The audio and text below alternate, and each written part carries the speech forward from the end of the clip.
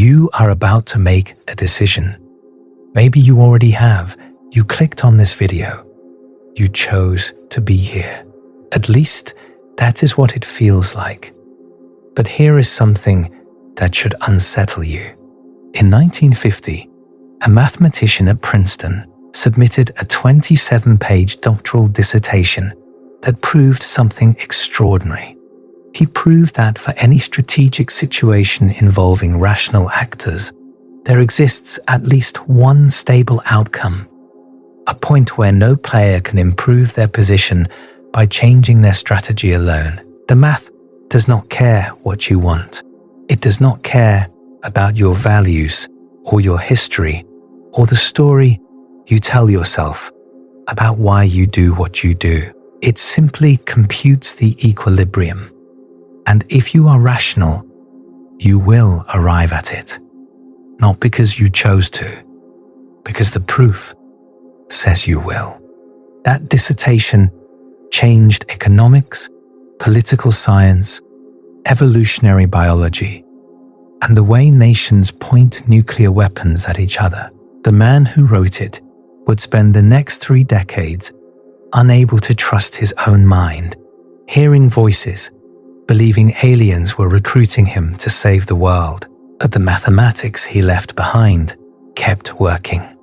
It is working right now, on you, on everyone you will interact with today, on systems so large and so consequential that the people who built them barely understand what they have done.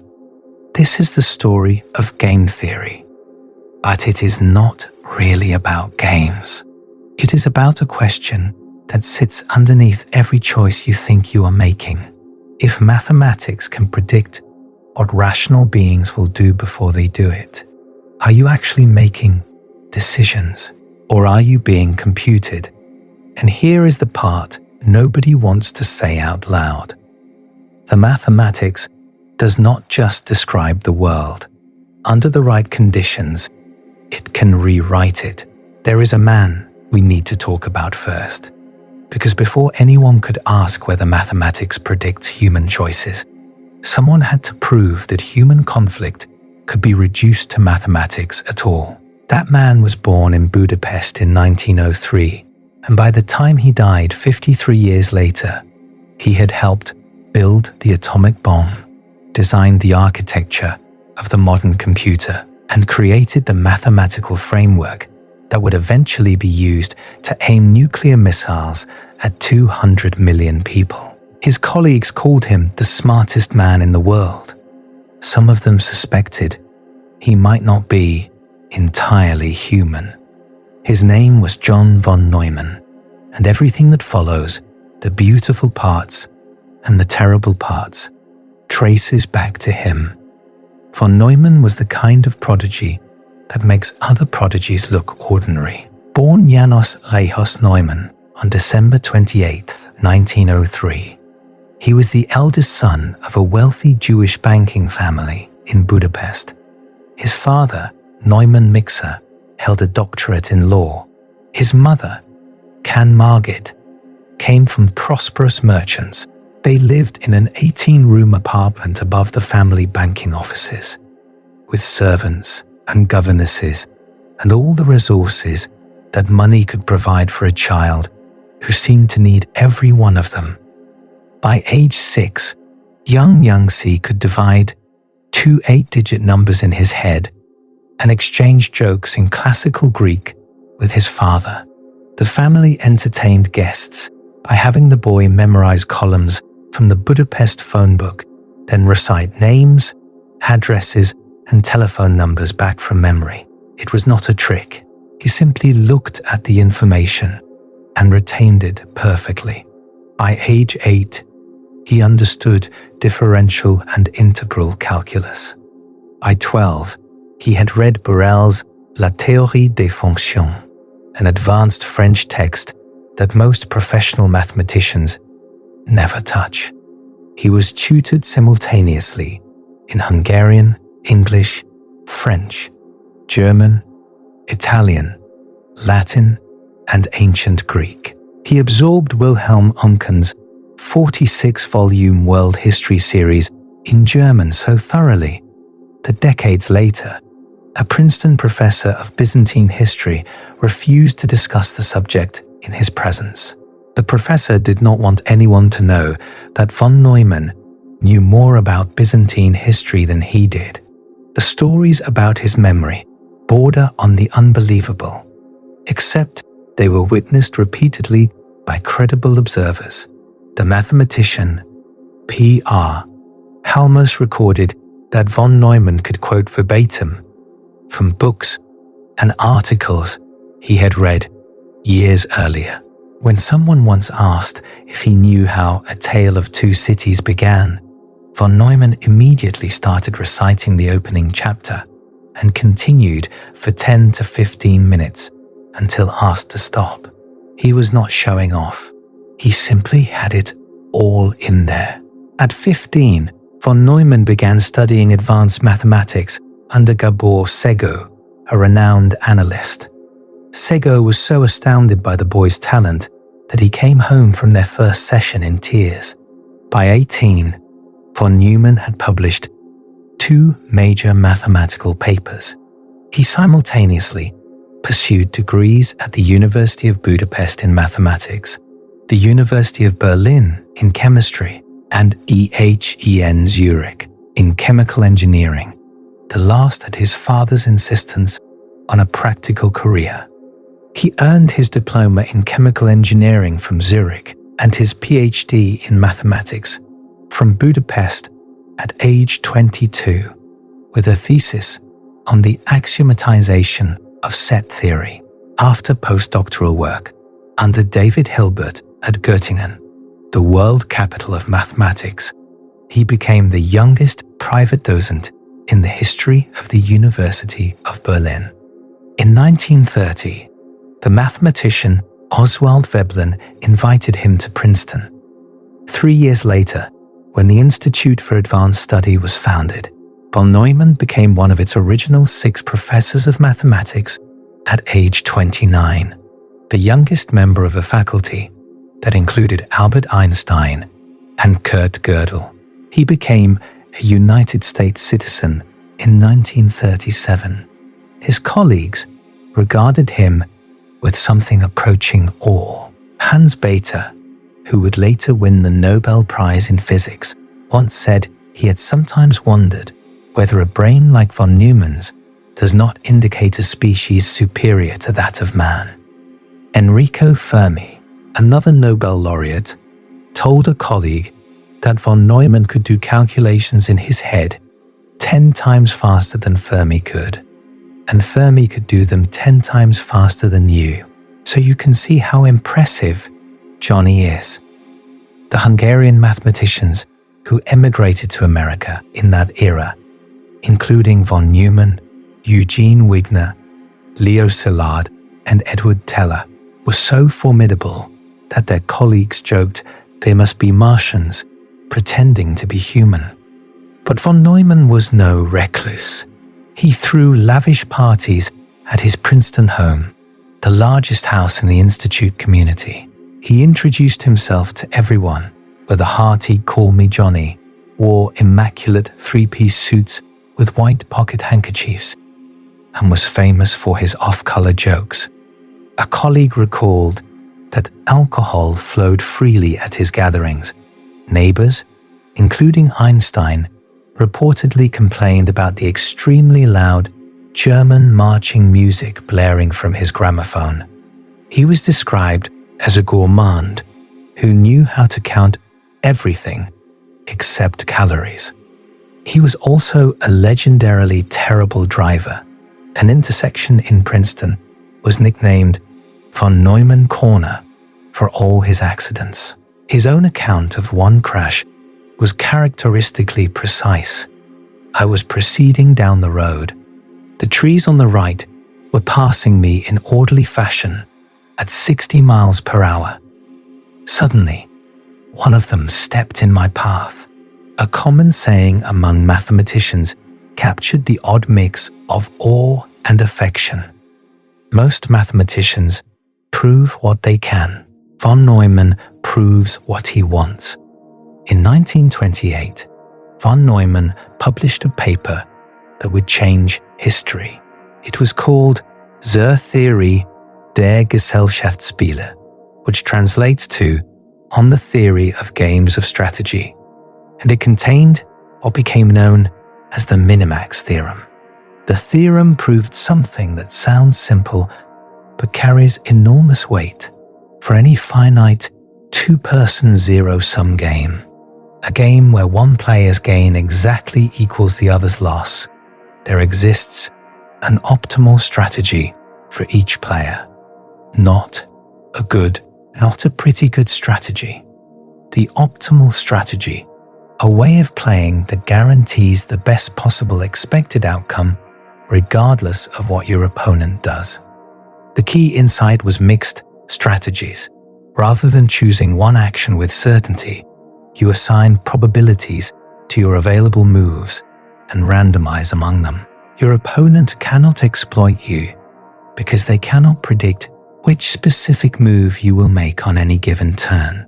Von Neumann proved mathematically that such an optimal mixed strategy always exists, and that both players, if they play optimally, will achieve the same value from the game. The outcome is determined before anyone plays. The French mathematician Émile Borel had introduced the idea of randomized strategies around 1921, but he was unable to prove the general result and even suspected it might be false for larger games. Von Neumann proved the general case. The Minimax theorem was his claim to founding game theory. As far as I can see, he later wrote, there could be no theory of games without that theorem. I thought there was nothing worth publishing until the Minimax theorem was proved. He was not content to leave the insight as pure mathematics. In the late 1930s, von Neumann began collaborating with an Austrian economist named Oskar Morgenstern. Morgenstern had been born in Germany in 1902 and had become director of the Austrian Institute for Business Cycle Research before fleeing to America after the Nazi annexation of Austria in March 1938. He was convinced that economics needed an entirely new mathematical foundation, one that accounted for strategic interdependence rather than treating economic agents as passive responders to market forces. Their first substantive discussion of games occurred at a luncheon at the Nassau Club in Princeton on February 1st, 1939. What began as a plan to write a short paper together became something vastly larger. Their collaboration stretched across the war years, and in 1944, Princeton University Press published the result. Theory of Games and Economic Behavior ran 616 pages. The New York Times ran a front-page story on it. The economist Richard Stone wrote in 1948 that it was unquestionably the most important contribution that has appeared since Keynes's general theory. It has since been cited more than 50,000 times, and the work of 18 Nobel laureates traces directly to its foundations. The book formalized Minimax solutions, introduced the distinction between cooperative and non-cooperative games, developed the mathematics of coalitions, and, in an appendix to the 1947 second edition, presented the von Neumann-Morgenstern expected utility theorem. That theorem proved that any individual whose preferences satisfy four reasonable axioms: completeness, transitivity, continuity, and independence, has a utility function and will prefer the action that maximizes expected utility. It gave rationality a mathematical definition. But von Neumann was building something else during those same years, something that would test whether human beings could handle the mathematics of conflict. During World War II, von Neumann worked on the Manhattan Project. His principal contribution was the implosion lens design, the mathematical models behind the shaped explosive charges that compressed the plutonium core of the Fat Man bomb. The physics problem was extraordinarily difficult. You needed to create a perfectly symmetrical implosion wave converging on a sphere of plutonium, compressing it to supercritical density in a fraction of a microsecond. Von Neumann's calculations made it possible. He was included on the target selection committee that chose Japanese cities for the atomic bomb, overseeing computations on expected blast size, estimated casualties, and optimal detonation altitude for maximum shockwave propagation. Kyoto was von Neumann's first choice, seconded by General Leslie Groves, but vetoed by Secretary of War Henry Stimson, who had honeymooned there and understood its cultural significance. He witnessed the Trinity test on July 16, 1945, the first nuclear detonation in human history. He knew what he had helped create. He told his wife Clara, "What we are creating now is a monster whose influence is going to change history, provided there is any history left. Yet it would be impossible not to see it through." Von Neumann did not stop. After the war, he continued work on thermonuclear weapons and co-developed the Monte Carlo method for computational simulation with Stanislaw Ulam. He advocated for preventive nuclear war against the Soviet Union before they could develop their own bomb. "If you say why not bomb them tomorrow," he reportedly said, "I say why not today. If you say today at 5 o'clock, I say why not 1 o'clock." In a prescient 1955 essay for Fortune magazine titled "Can We Survive Technology?", von Neumann warned that present awful possibilities of nuclear warfare may give way to others even more awful. After global climate control becomes possible, perhaps all our present involvements will seem simple. He saw farther than anyone. This is the man who created the mathematical framework for strategic rationality. The mind that could compute anything looked at the logic of nuclear conflict and concluded that the rational move was to strike first. The smartest man in the world could not think his way out of the trap the mathematics revealed. In 1955, von Neumann was diagnosed with cancer, almost certainly caused by radiation exposure during his work at Los Alamos and his observation of nuclear tests in the Pacific. He was admitted to Walter Reed Army Medical Center, where the United States government stationed military guards outside his hospital room. The concern was that he might reveal classified information while sedated or delirious from medication. Even dying, he was considered a security risk. His brother Mike read Goethe's Faust to him in German during his final months. Each time Mike paused to turn the page, von Neumann, his mind failing, would recite the opening lines of the following page from memory. The photographic recall persisted even as everything else slipped away. Though he had been agnostic his entire life, von Neumann converted to Catholicism and received last rites. But the priest who attended him later recalled that he found little comfort in the faith and remained terrified of death, unable to accept it. Eugene Wigner, his old friend from the Lutheran Gymnasium in Budapest, wrote that it was heartbreaking to watch the frustration of his mind when all hope was gone in its struggle with the fate which appeared to him unavoidable but unacceptable. John von Neumann died on February 8, 1957, at Walter Reed. He was 53 years old. President Eisenhower had presented him with the Presidential Medal of Freedom just a year earlier, He received it in a wheelchair. The man who could compute anything could not compute his way out of mortality, but the framework he created outlived him, and someone else at Princeton was about to extend it in a way that von Neumann himself had dismissed as trivial. In September 1948, a 20-year-old from Bluefield, West Virginia, arrived at Princeton with a one-sentence letter of recommendation. The mathematician Richard Duffin at Carnegie Tech had written it. It said simply, "This man is a genius." John Forbes Nash Jr.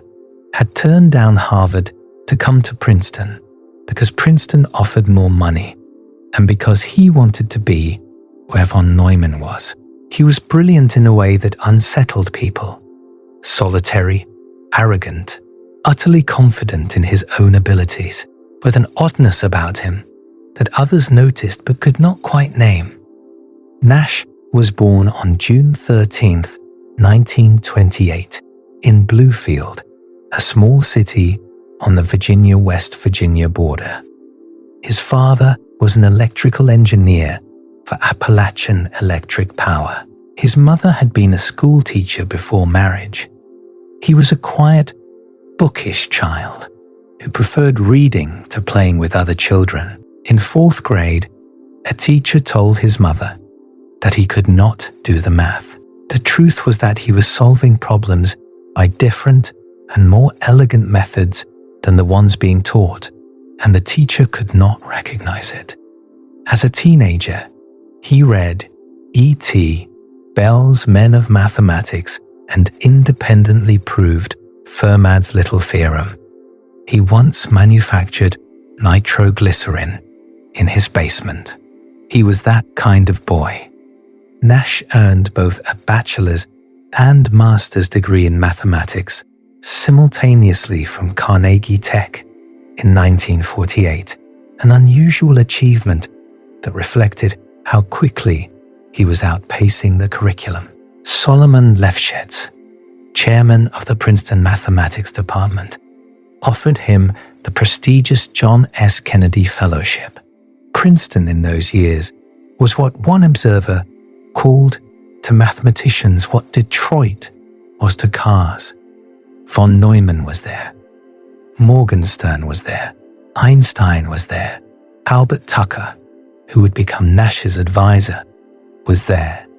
Within 14 months of arriving, Nash had done the work that would eventually win him a Nobel Prize. Von Neumann's minimax theorem worked for zero-sum games, situations where one player's gain exactly equals another's loss. Chess is zero-sum.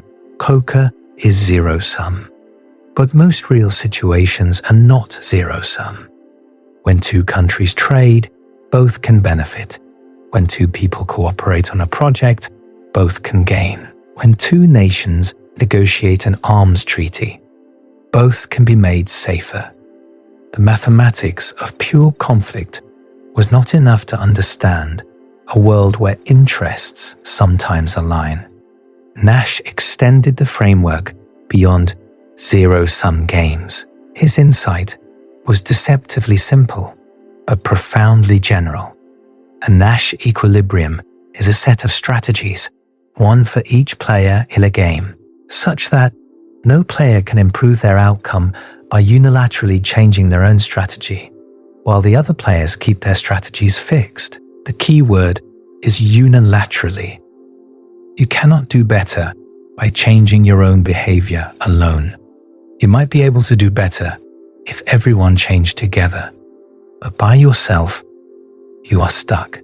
Nash proved that every finite game, no matter how many players, no matter whether the sum is zero or positive or negative, has at least one such equilibrium. Some games have many equilibria, but at least one always exists. The proof used the Kakutani fixed point theorem from topology, a piece of advanced mathematics that guaranteed the existence of the equilibrium under very general conditions. His PhD dissertation was titled Non-Cooperative Games. It was submitted in May 1950. Depending on whether you count the title page and bibliography, it ran approximately 27 pages. It cited only 2 works, the von Neumann-Morgenstern book from 1944 and Nash's own prior paper from earlier that year. A 1-page version had appeared in the Proceedings of the National Academy of Sciences in November 1950, submitted by Lefschetz. His advisor Albert Tucker evaluated it as a highly original and important contribution to the theory of games. When Nash went to von Neumann's office to present his equilibrium concept, the great man was dismissive. "That is trivial," von Neumann said. "That is just a fixed-point theorem." Von Neumann could not see what Nash had done.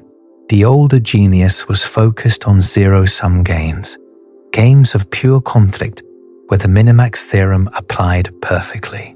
He did not appreciate that Nash had generalized the entire framework to encompass situations that were not purely adversarial. Nash later wrote that his work deviated somewhat from the line, as if of political party lines, of von Neumann and Morgenstern's book. But there is something crucial that Nash Equilibrium does not mean. It does not mean good outcome. It does not mean optimal.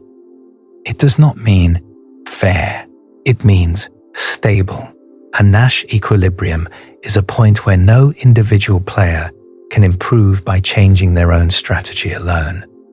Everyone is stuck, and you can be stuck somewhere terrible.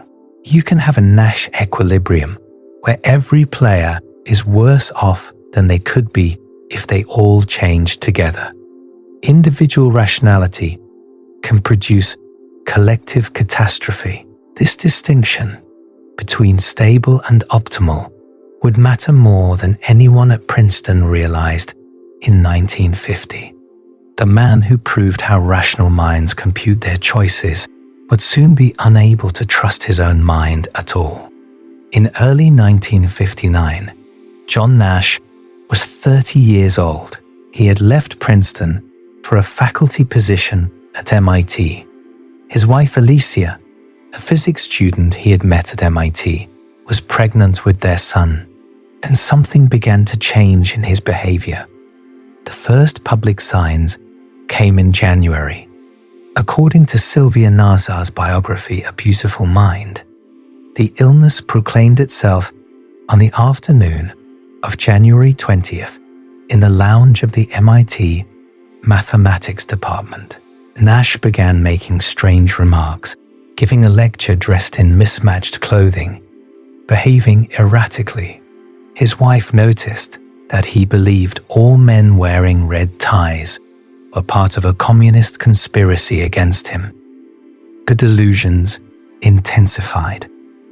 Nash came to believe that extraterrestrials were sending him messages, recruiting him to save the world. He believed he was the Prince of Peace, the Emperor of Antarctica. He wrote letters to the United Nations, the Pope, and the FBI, offering his services as a cosmic mediator. He saw encrypted messages in newspaper stories and license plate numbers. He heard voices, which he later described as like telepathic phone calls in my head from people opposed to my ideas. Here is something the movie A Beautiful Mind got wrong. Nash's hallucinations were exclusively auditory, not visual. He never saw imaginary people the way Russell Crowe's character does in the film. He heard voices. That was enough to shatter his world. When a Harvard mathematician named George Mackey visited Nash at McLean Hospital in the spring of 1959 and asked how a man devoted to reason and logic could believe that aliens were recruiting him, Nash had a devastating answer. Because the ideas I had about supernatural beings came to me the same way that my mathematical ideas did, so I took them seriously. Think about what that means. The mathematician who had proven how rational minds compute their choices could not distinguish between genuine insight and paranoid delusion. Both arrived the same way. Both felt equally certain. The very faculty that had allowed him to see Nash Equilibrium was producing messages from outer space. Nash was first hospitalized at McLean Hospital, a prestigious psychiatric facility in Belmont, Massachusetts, in April or May of 1959. He was diagnosed with paranoid schizophrenia. He was treated with Thorazine injections, a powerful antipsychotic, and released after approximately 50 days. He returned to MIT, but the illness did not abate. In January 1961, his mother had him committed to Trenton State Hospital in New Jersey. There he received insulin coma therapy, a brutal treatment that induced hypoglycemic shock by injecting large doses of insulin. The theory was that the coma and convulsions would somehow reset the brain. It did not work for Nash. He was hospitalized several more times through the 1960s at institutions in New Jersey, Massachusetts, and France. Nash resigned from MIT in the spring of 1959. He and Alicia divorced in 1963, though she continued to support him emotionally and practically. He became a wandering, ghostly figure at Princeton, returning to the campus where he had done his great work. Now a man whom most people tried to avoid. Students and faculty called him the Phantom of Fine Hall. He would appear in the mathematics building late at night, writing strange equations and numerological systems on the blackboards, then vanishing. He referred to himself in the third person as John von Neumann. Many mathematicians who built on his early work assumed he was dead. The years passed. The 1960s became the 70s, then the 80s. Nash lived on the margins, supported intermittently by Alicia, who took him in as a boarder despite their divorce. They lived essentially like two distantly related individuals under one roof. He was not hospitalized after 1970. Remarkably, he also stopped taking medication entirely around that time. Another fact the film misrepresented. His recovery was gradual, not sudden, becoming noticeable in the early 1980s and clearly established by the early 90s. Nash attributed his recovery to consciously rejecting delusional thinking. Then gradually, I began to intellectually reject some of the delusionally influenced lines of thinking. He later wrote, "This began, most recognizably, with the rejection of politically oriented thinking as essentially a hopeless waste of intellectual effort." He had essentially developed his own form of cognitive behavioral therapy, learning to interrogate and question his delusions rather than accepting them as truth. His recovery challenged the prevailing understanding of schizophrenia as a hopeless, degenerative condition. Nash seemed to have found his way back from a place that most experts believed was a one-way trip. In 1994, the Nobel Committee considered John Nash for the prize in economic sciences, to be shared with John Harsanyi of Berkeley and Reinhard Selten of Bonn. The prize very nearly did not happen, and the story of how close it came to failure reveals something about how institutions deal with genius that has been touched by madness. Committee member Ingemar Stahl fiercely opposed the selection. His objections were multiple. Nash was a mathematician, not an economist. His work was more than 40 years old. He had not published significant research in decades, and he was, or had been, severely mentally ill. There were concerns about what might happen at the ceremony. What if he said something strange? What if his delusions returned under the pressure of public attention? The Nobel Prize is supposed to honor achievement, but it is also a performance, a ceremony, a media event. Stahl argued that Nash was too risky. Stahl lost the vote within the selection committee, but took the highly unusual step of protesting before the full Royal Swedish Academy of Sciences. An unprecedented floor debate ensued. Nash's supporters argued that his equilibrium concept had become foundational to modern economics, that the work spoke for itself regardless of when it was done or what had happened to the man afterward. His opponents countered that the prize was about more than mathematics, that Nash had not contributed to economics as a discipline, that his presence would embarrass the institution. Nash won by only a handful of votes. It was the closest the economics prize had ever come to defeat. Because of ongoing concerns about his mental stability, Nash was not asked to deliver a Nobel lecture, the formal scientific presentation that laureates normally give. He was the first economics laureate not to give such a lecture.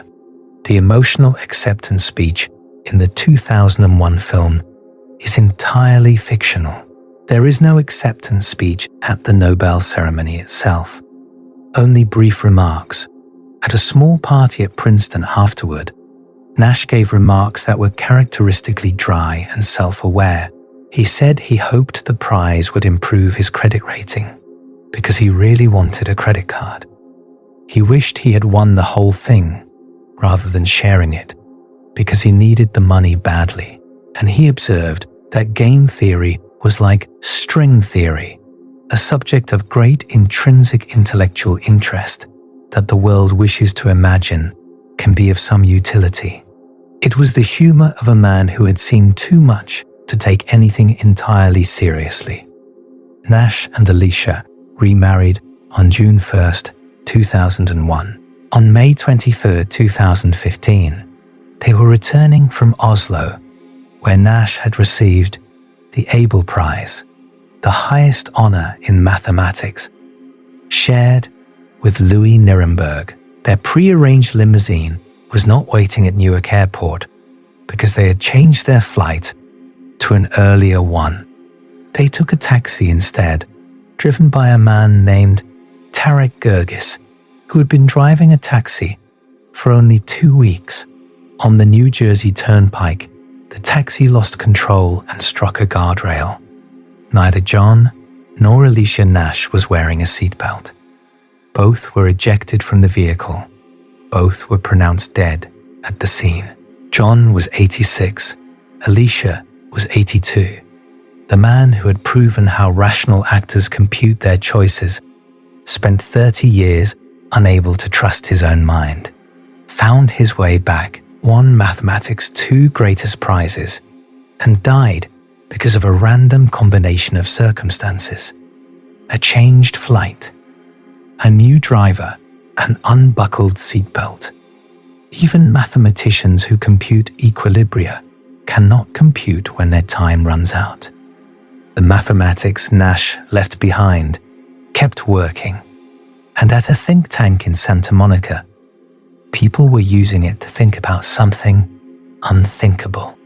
In January 1950, at the Rand Corporation in Santa Monica, California, 2 mathematicians named Merrill Flood and Melvin Drescher invented a simple game.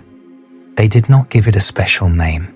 They simply ran an experiment with 2 colleagues, an economist named Armen Alchen from UCLA, and a mathematician named John Williams, who headed Rand's mathematics division.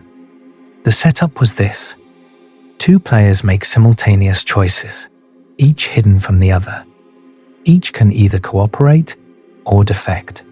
If both cooperate, each gets a modest reward. If both defect, each gets a meager payoff, worse than cooperation, but not the worst outcome.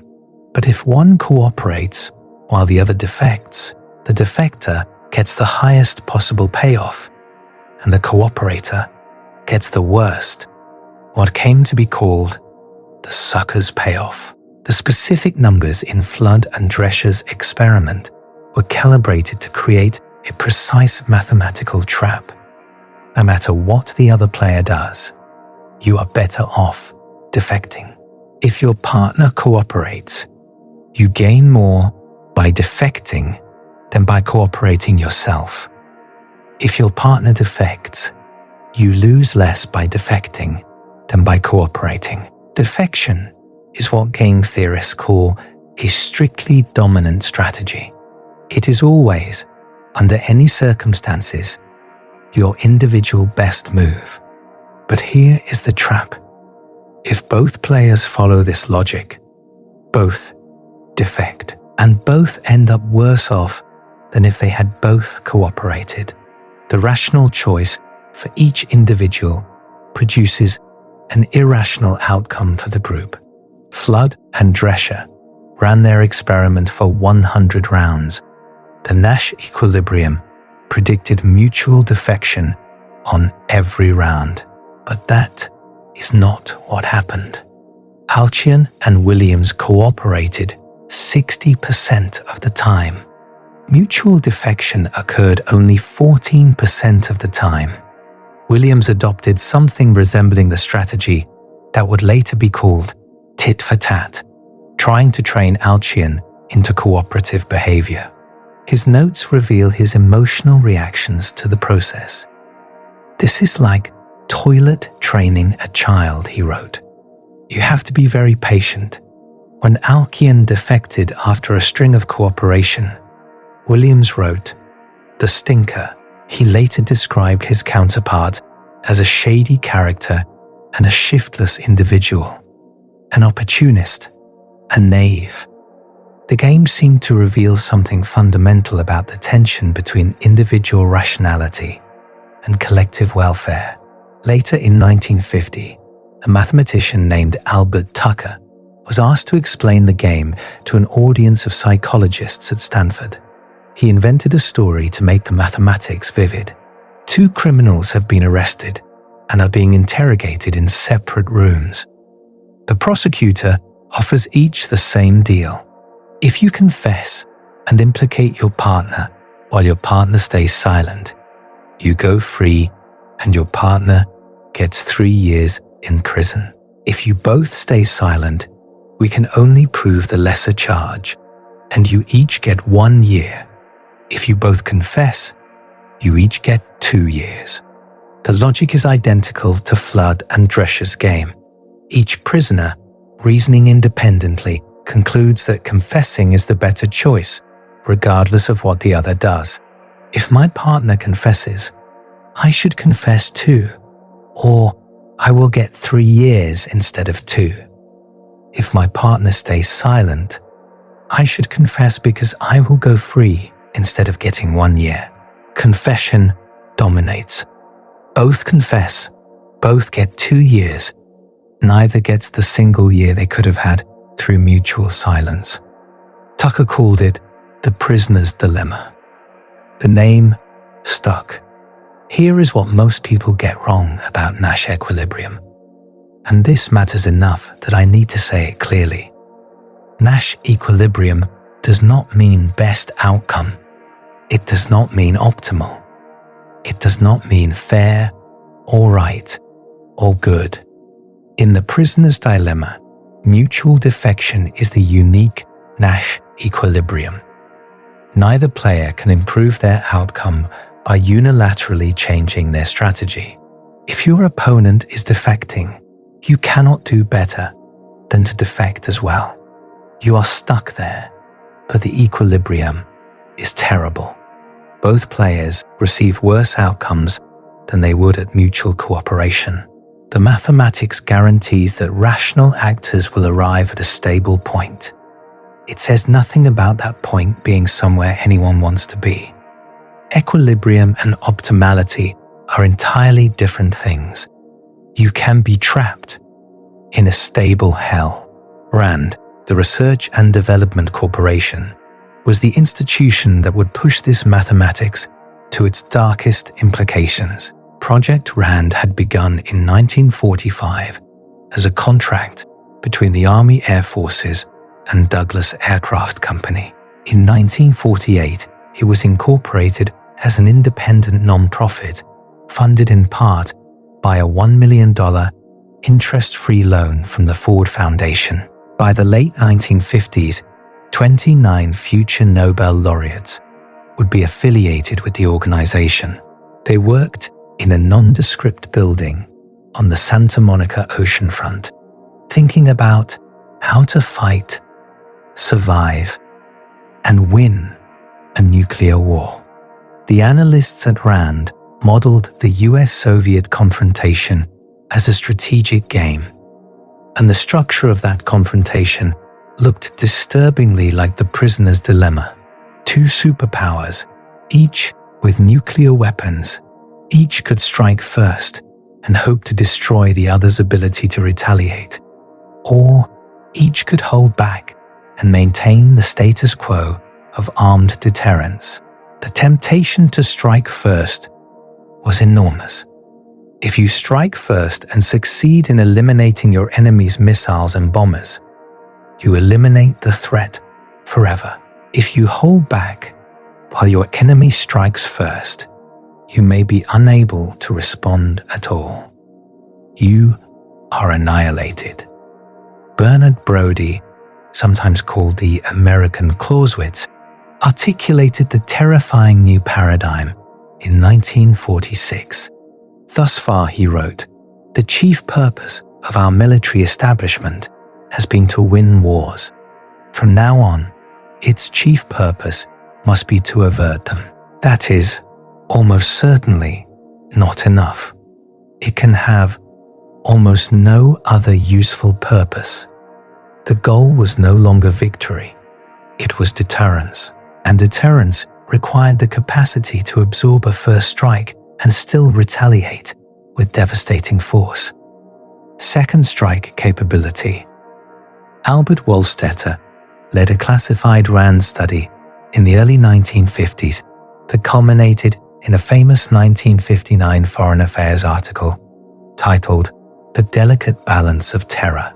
It has been called the single most important article in the history of American strategic thought.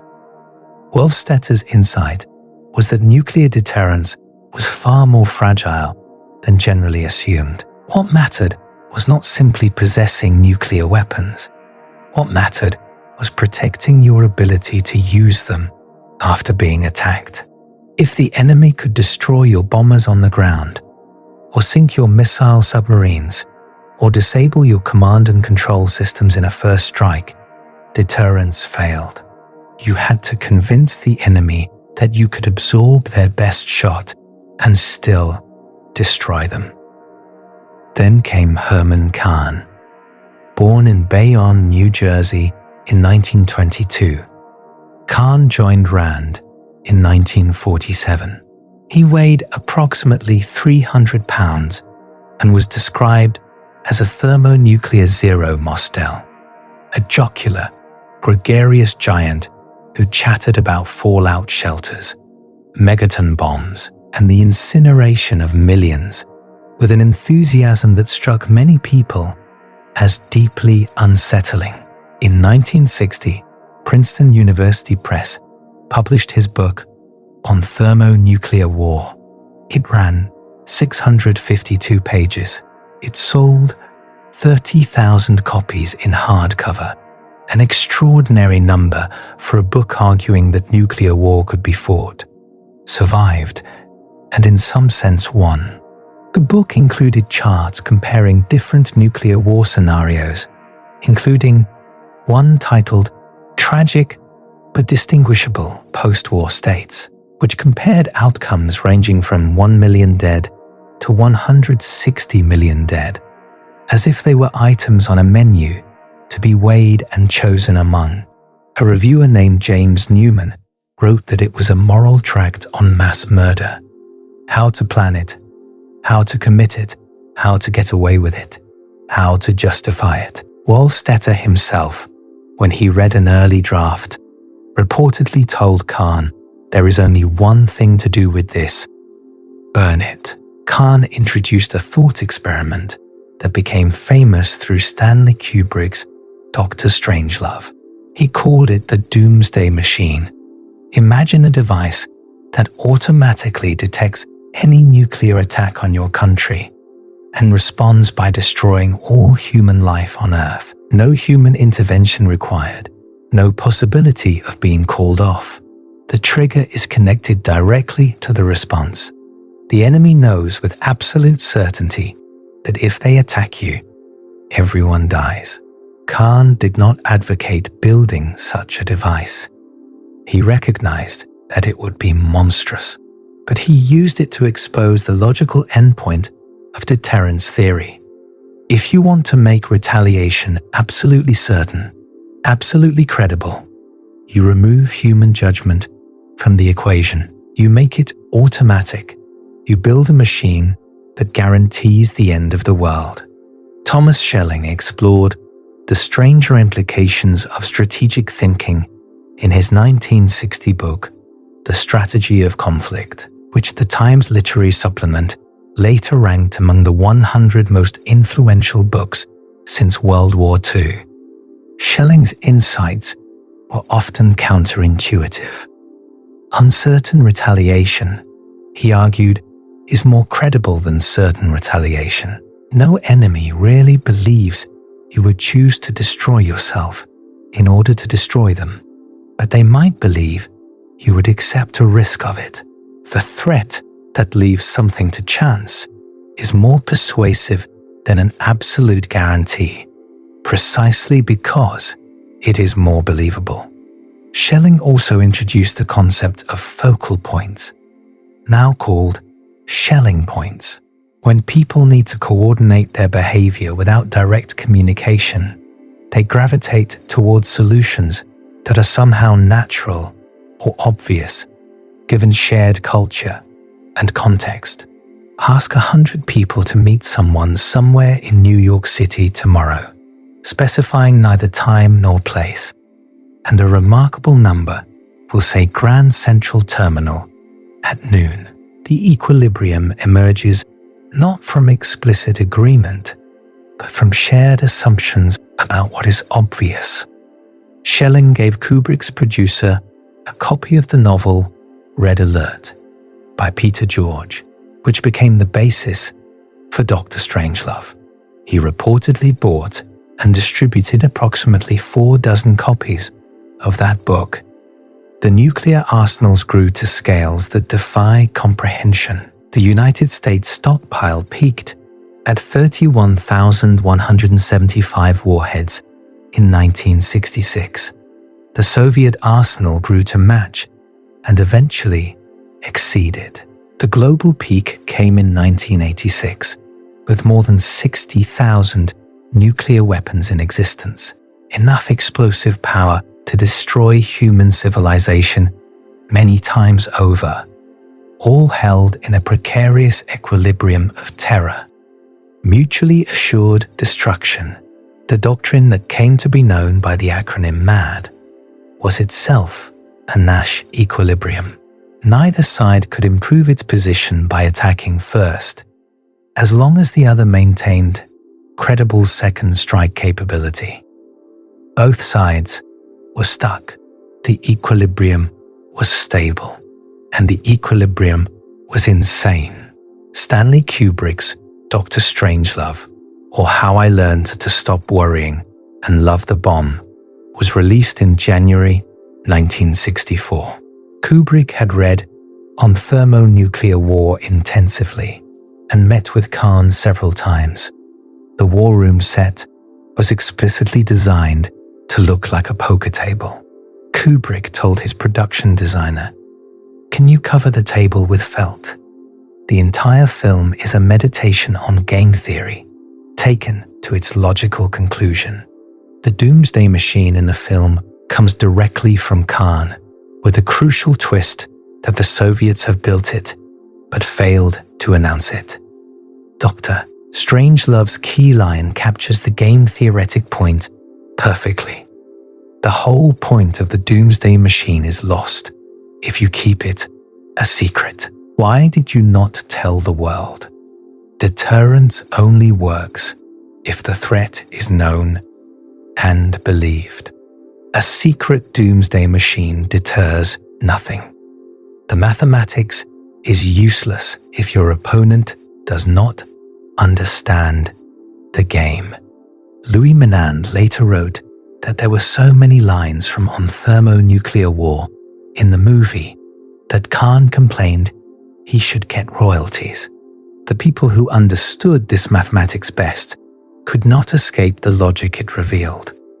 Von Neumann advocated striking first. Khan wrote hundreds of pages on how to fight and win nuclear war. They were not irrational.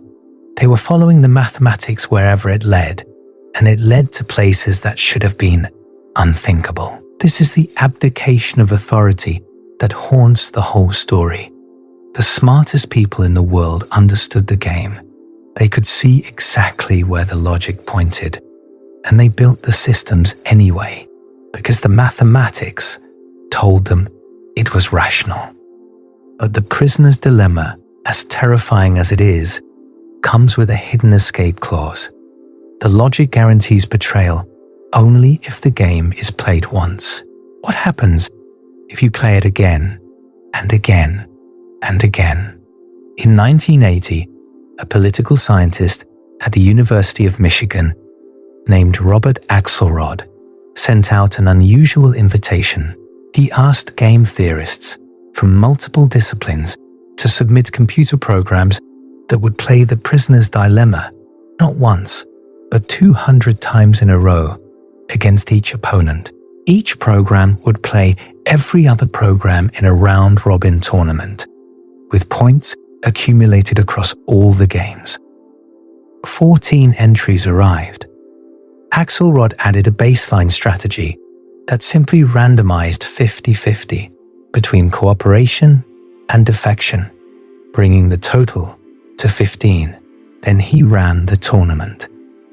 The winner was the simplest strategy submitted. It was called tit for tat, and it came from Anatole Rappaport, a mathematician and peace researcher at the University of Toronto. The entire program was 4 lines of Fortran code. Cooperate on the first move, then copy whatever your opponent did on the previous move. If they cooperated, cooperate back. If they defected, defect back. Then if they return to cooperation yourself. Tit for tat averaged 504 points per game, the highest score in the tournament. Axelrod ran a second tournament the following year. This time, 62 entries arrived from 6 countries, including strategies submitted by computer scientists, economists, mathematicians, physicists, and one 10-year-old. Every participant knew the results of the first tournament. Every participant had seen tit for tat win. Every participant had the opportunity to design something specifically to beat it. Rappaport was the only person who resubmitted the same strategy unchanged. He later told Axelrod that he did not much care for tit for tat.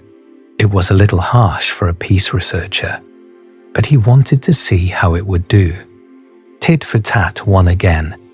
Instead of a fixed 200 rounds, the second tournament used a probabilistic ending.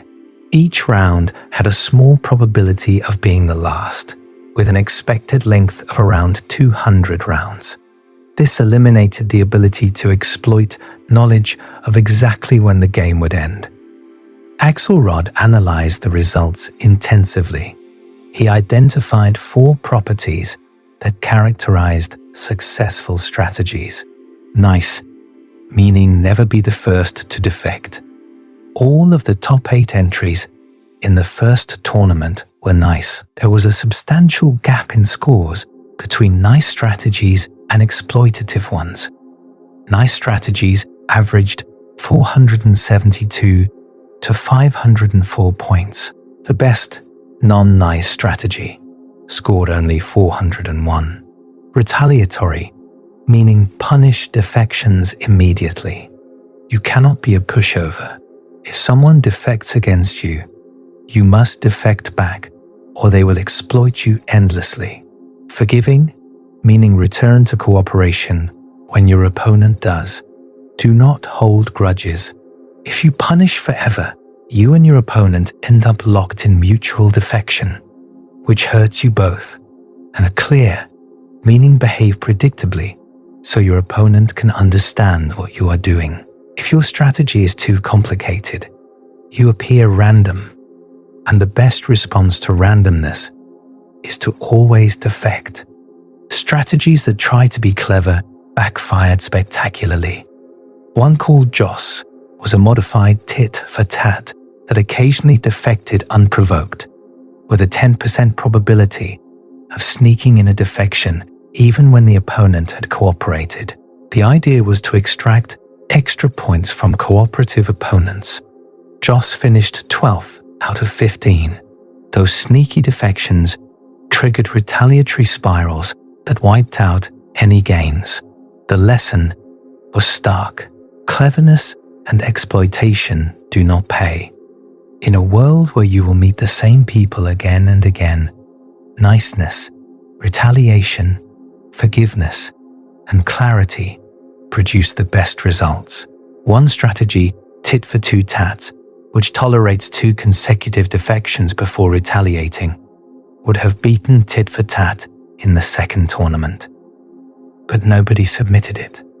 Axelrod then ran an ecological simulation using the strategies from the second tournament. He imagined a population of strategies competing and reproducing in proportion to their success, like species in an ecosystem. Over 1,000 generations, tit for tat won again. Nice strategies came to dominate the population. Exploitative strategies were progressively eliminated. The conditions for cooperation were clear. Repeated interactions, the shadow of the future. If you know you will encounter this person again and again and again, cooperation becomes rational. You cannot afford to defect because you will be punished. You cannot afford to hold grudges because you need to cooperate to thrive. Axelrod found a stunning historical example in the trenches of World War I. Opposing units on the Western Front spontaneously developed live and let live systems. Enemy soldiers would deliberately not fire during meal times or bad weather. They would shoot between the trenches, hitting nothing, to signal restraint while satisfying the demands of their officers for some show of aggression. When one side violated the unspoken truce, retaliation followed. It was tit for tat, emerging naturally among men who were supposed to be killing each other. The commanders eventually figured out what was happening and took steps to destroy the cooperative equilibrium. They rotated units frequently to prevent the repeated interactions that enabled trust. They ordered artillery bombardments that were too large and too random for the local soldiers to control. They destroyed the shadow of the future by making sure that the men shooting at each other today would not be the same men shooting at each other tomorrow. The story of the trenches is not just a historical curiosity. It demonstrates something important about cooperation. It can emerge spontaneously, without central coordination, without anyone designing it. But it can also be destroyed by anyone with enough power to change the rules of the game. The evolutionary biologist John Maynard Smith took the insights of game theory even further into the realm of living things that have no capacity for conscious strategy at all. His concept of the evolutionarily stable strategy, developed in a landmark 1973 paper with George Price, showed that the logic of Nash Equilibrium applies to natural selection. a strategy that cannot be invaded by any rare mutant alternative, that is stable against evolutionary pressure, is the biological equivalent of a Nash equilibrium. The hawk-dove game, one of Maynard Smith's signature models, illustrates the principle. Imagine animals competing for resources. Hawks always escalate conflicts and fight. Doves display but retreat if challenged. When the cost of fighting exceeds the value of the resource, neither pure hawk nor pure dove is stable. A population of all doves is invaded by hawks who win every contest. A population of all hawks destroys itself through costly combat. The stable outcome is a mixture with hawks and doves coexisting at frequencies determined by the costs and benefits of fighting. This elegantly explains why most animal conflicts involve ritual display and posturing rather than lethal combat. The mathematics predicts mixed strategies, and nature delivers them. Natural selection is not a conscious strategist, but it finds Nash equilibria anyway. Richard Dawkins wrote in a foreword to Axelrod's 1984 book, The Evolution of Cooperation, that it should replace the Gideon Bible. And so it seems like the story has a redemptive ending. Cooperation emerges. Nice guys finish first. The mathematics is not as dark as the prisoner's dilemma suggested, but the conditions matter. The shadow of the future must be present. Repeated interactions must occur. Players must be able to recognize each other and remember who cooperated and who defected.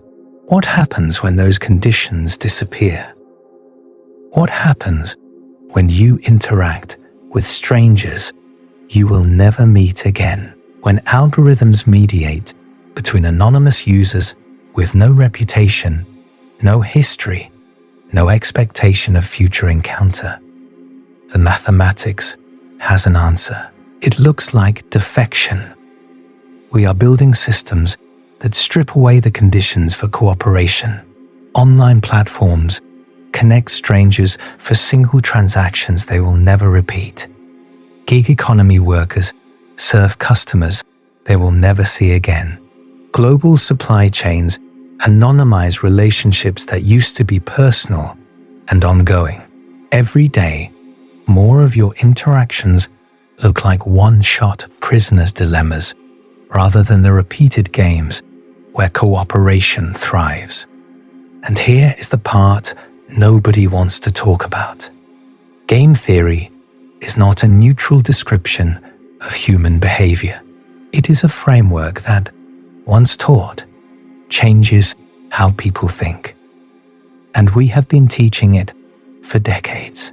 In 1998, a sociologist named Michel Calon made an argument that has been quietly disturbing economists ever since.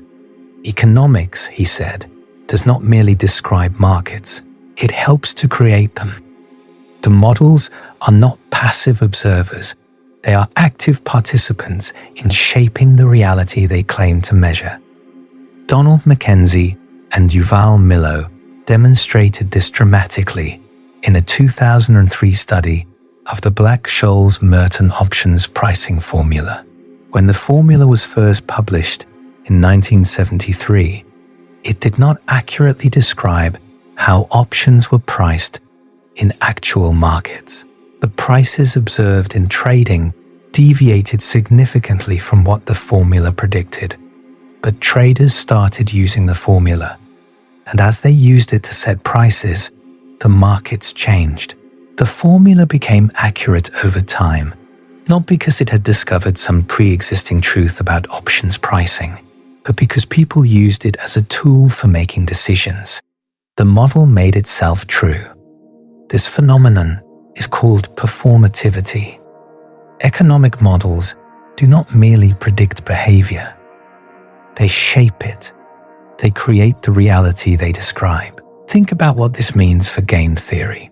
The framework assumes that people are rational actors who compute optimal strategies and act accordingly. For decades, we have taught this framework in economics departments, business schools, public policy programs, law schools, and negotiation seminars. Every MBA learns to analyze interactions as strategic games. Every policymaker trained in economics brings game-theoretic intuitions to their work. Every algorithm optimizing for engagement or profit treats users as utility-maximizing agents responding to incentives. And when you teach people to think this way, they start thinking this way. There is empirical evidence that economics students cooperate less in prisoner's dilemma experiments than students in other fields. The debate is whether this reflects selection, meaning selfish people choose to study economics, or training, meaning economics education makes people more selfish. Either answer is disturbing. Either the field attracts people who already think like Homo economicus, the rational, self-interested calculator at the heart of economic models, or it creates them. The FCC spectrum auctions embody the performativity paradox perfectly. Game theorists Paul Milgram and Robert Wilson designed the auction rules, drawing on decades of theoretical work on mechanism design. Their simultaneous multiple-round auction format, where all licenses are auctioned at once across multiple bidding rounds and all conclude together when activity stops, was a direct application of game-theoretic principles. Then they and other game theorists advised the companies bidding in those auctions on how to play the game optimally. The theory created the strategic environment it described. By 2019, those auctions had raised over $121 billion. A single auction in 2021, the C-band auction, generated more than $81 billion. The mathematics worked brilliantly, but it was not describing a pre-existing reality. It was constructing one. Milgram and Wilson won the Nobel Prize in 2020 for their contributions to auction theory. The award was a celebration of practical success, but embedded in that success is the deeper question of what happens when our theories about human behavior become instructions for human behavior. The same pattern appears across modern life. Algorithms trained on behavioral data learn to predict what you will click, watch, and buy. Then they shape what you see, pushing you toward the behaviors they predicted. The model and the reality converge not because the model was accurate, but because the model changed the reality. Dating apps optimize for matches based on revealed preferences, then shape those preferences by controlling who you encounter. Navigation apps route traffic based on predicted congestion, then create the congestion patterns they predicted as everyone follows their recommendations simultaneously. The map is not the territory, but increasingly, the map is redrawing the territory. Game theory sits at the foundation of this transformation. The assumption that people are rational optimizers responding to incentives is not just a theoretical convenience. It is a design principle. Every mechanism, every platform, every algorithm built on that assumption trains its users to become better rational optimizers. The theory makes itself true by punishing anyone who fails to conform to it. And this brings us to the deepest implication of everything we have discussed. Game theory did not discover that human beings are rational, self-interested actors who compute optimal strategies. It assumed that as a starting point, a simplifying assumption that made the mathematics tractable. And then, by teaching that assumption to generations of economists, business leaders, policymakers, and algorithmists, by building it into market designs and incentive systems and recommendation engines, we may be making it true. Homo economicus, the rational calculator at the heart of economic theory, was always a fiction. Real humans cooperate far more than the theory predicts. We share with strangers we will never meet. We punish unfairness, even at significant cost to ourselves. We form communities and maintain relationships that provide no calculable return. We are, by the standards of game theory, systematically irrational. But the more we are taught to think strategically, to model other people as opponents in games we are trying to win, to compute our personal advantage in every interaction, the more we become the creatures the models describe. The anthropologist Marcel Mauss was quoted by Michel Calon. "Homo economicus is not behind us," Mauss wrote. "He is ahead of us. We are building him, one economics class at a time, one negotiation seminar at a time, one algorithm optimized for engagement at a time, one decision framed as a game at a time." Consider what has happened in the span of a single human lifetime. In 1944, von Neumann and Morgenstern published a 600-page treatise that almost no one outside mathematics and economics read. By 1960, game theory was shaping nuclear policy. By 1994, it was winning Nobel Prizes. By 2020, it was embedded in every major technology platform, every automated trading system, every recommendation engine, every mechanism for allocating scarce resources from radio spectrum to kidneys. The framework that began as an abstract mathematical curiosity has become the operating system of modern life. And every time you interact with that operating system, it teaches you how to think. It rewards you for computing your advantage. It punishes you for cooperation that is not strategic. It shapes you into a better player of the games it has created. There is a name for what happens when a measurement tool changes the thing being measured. In physics, it is called the observer effect. In social science, it is reflexivity. In economics, performativity. All these terms point to the same unsettling possibility. Human nature may not be a fixed thing waiting to be discovered. It may be something that changes depending on the stories we tell about it. Game theory told a particular story. It said humans are rational calculators who maximize expected utility. For a long time, the empirical evidence contradicted that story. People cooperated too much. They punished unfairness even when it cost them. They formed loyalties that made no strategic sense. The story seemed to be wrong. But the story did not give up. It kept being taught, refined, applied, embedded, scaled, and slowly, perhaps, the evidence is starting to change. Not because the story was right all along, but because the story is remaking the world in its own image. The mathematics of game theory proved that rational behavior can be computed.